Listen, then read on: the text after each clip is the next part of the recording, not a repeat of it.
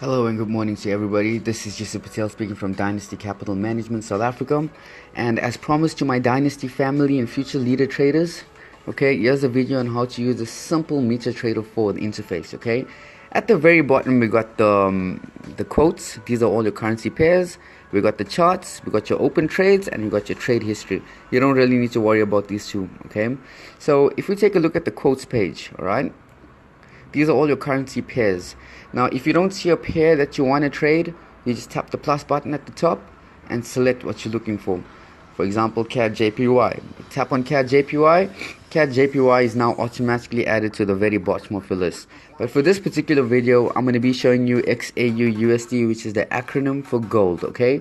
Remember I showed you guys a little trick that if you tap and hold, okay, and select symbol properties, as you can see right now that the swap short for gold is $36.8 and the swap long is negative 92.1. This actually means, and what the broker is trying to tell you, that everybody's bias is gold is going to be short, meaning sell gold. And if you hold the position, you'll actually get paid out $36.8 for a one lot trade.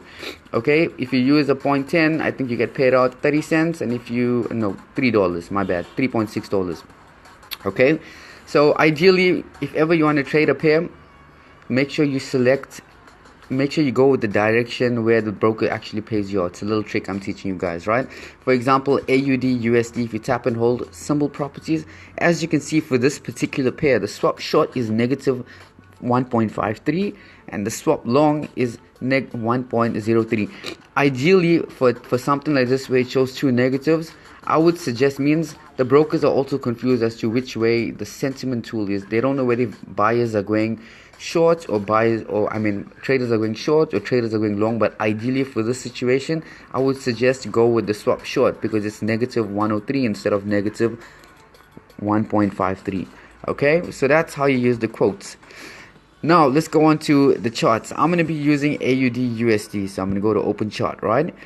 Or you can simply touch this button right here to go to your charts. Okay, so here's your quotes, here's your charts, right? Now, remember in Forex trading, I said to you guys that the aim of the game is to, let me just zoom this in for you guys. The aim of the game is to buy low and sell high, okay? Or also known as going long or selling as going short. Or in traders acronyms, you always say it's a bullish market, meaning from at this point onwards it's going up, it's a bullish market. And at this point on, it's going down, means it's a bearish market, right? Now, if I zoom out for you guys again, as you can see, the charts always go up, down, up, down, up, down. So ideally at this point, gold, right? I know, according to my trading strategy, that look, most traders right now, according to the textbook bullshit, you're gonna say up, down, it means you're probably gonna think at this point onwards gold is going up, but negative, gold is going down. I can guarantee you my nuts on this, right? No, actually not. I'm not gonna guarantee my nuts. I want children. Nevertheless, guys, okay, let's do some technical analysis from your phone on MetaTrader 4, right? So this is known as support. As you can see, prices where it bounced, okay?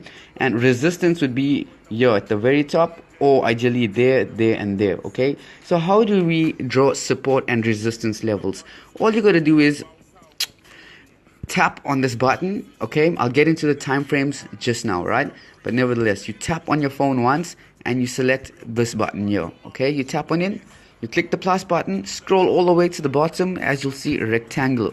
All right, we're gonna tap and hold, okay? And we mark all the points where it had support. So we have support there, and support there. You tap and hold on that. Sorry, one sec. You just tap and hold on this until this bar comes up.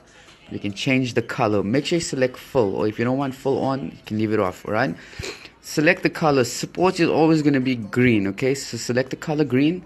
All right, and click done. Now you can see we clearly have a support zone there, right? Now let's add the resistance. Okay, resistance would be up here. Here's 2 points where the price resisted, meaning the price came up and didn't want to break that point, came down, went back up, touched support there, and went up and created another resistance point. So now we want to mark these 2 points as resistance. So what we're going to do is, once again, practice this. Touch and tap, select this button, click the plus button, scroll all the way to the bottom, use the rectangular tool, okay, and select that as your resistance point. If you tap and hold, sorry guys, tap and hold there until this box comes up, edit that, make the color red or whatever it is. Sometimes I like to use pink so it doesn't, whatever, I'm not gay, I'm just saying it just gives that trader's feel, you get me? Right, now guys, we have another support zone here, right, that actually became resistance. So as you can see, price bounced there, bounced there, and bounced there. So ideally what you want to do is tap and hold, all right, and make that a support and resistance line as well. So you can see we'll just select that, make it nice and thin. You don't want it to be too thick, okay?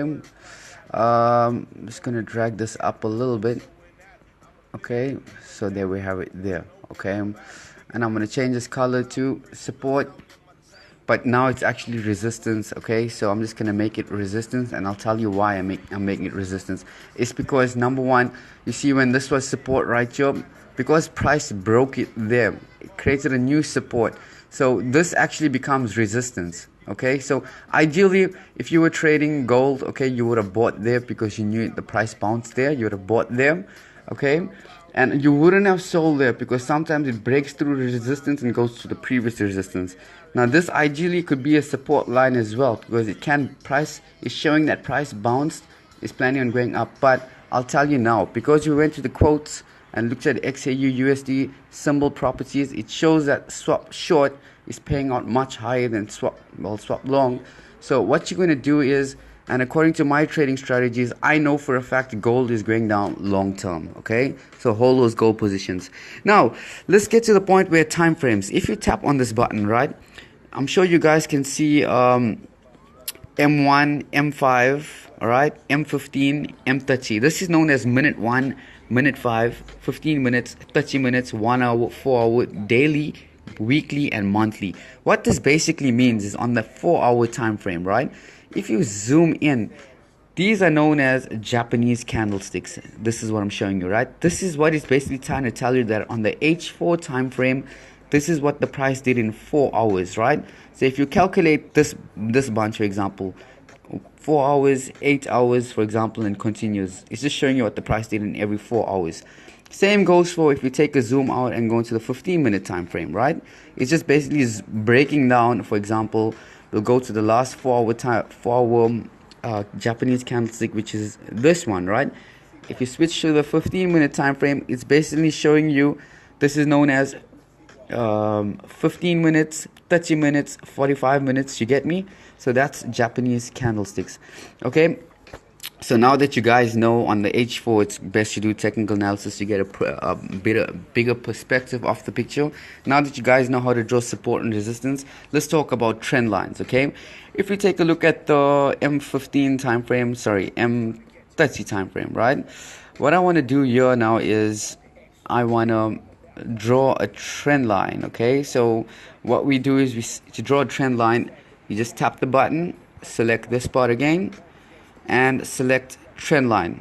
All right, so what you want to do is you want to drag the highest point, okay, of the time frame, I mean of the on the chart. So let's select this, make sure you get this tool where you can select the highest point, okay, and you want to look for where prices came and bounced off. So ideally it will be your and there.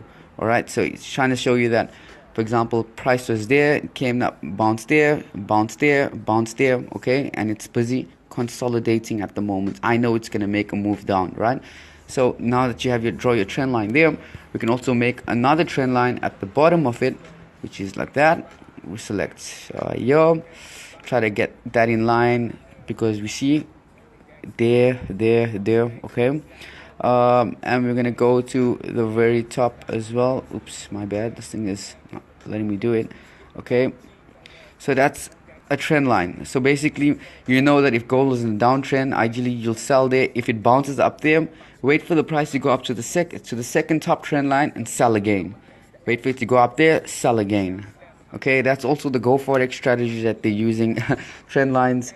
But yeah, guys, that's it.